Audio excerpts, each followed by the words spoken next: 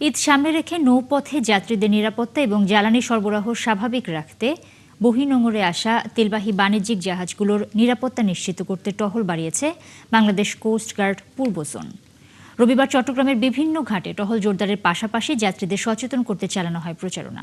একই সাথে চোরাচালান প্রতিরোধেও বাড়ানো হয়েছে নজরদারি। চট্টগ্রাম থেকে সন্দ্বীপ, হাতিয়া এবং আনোয়ারা রুটে টহল জোরদার করা হয়েছে।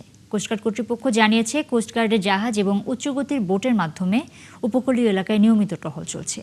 বর্তমানে উপসাগরীয় অঞ্চলে যুদ্ধ পরিস্থিতির কারণে কোস্টগার্ডের জাহাজ সার্বক্ষণিক টহলে রয়েছে।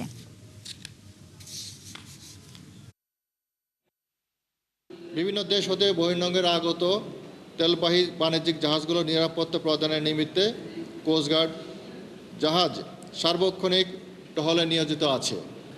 পবিত্র রমজান মাসকে কেন্দ্র করে ভোজ্য তেল ও খাদ্যের কৃত্রিম সংকট সৃষ্টি বন্ধের লক্ষ্যে চট্টগ্রাম বন্দরে বহির্নোঙরে বিভিন্ন অয়েল ট্যাঙ্কার ও লাইটার জাহাজে ভোজ্য তেল ও খাদ্যদ্রব্য মজুদ রোধকল্পে বাংলাদেশ কোস্টগার্ড জাহাজ কর্তৃক গত 1 মাস যাবৎ নিয়মিত অভিযান পরিচালনা করা হয়।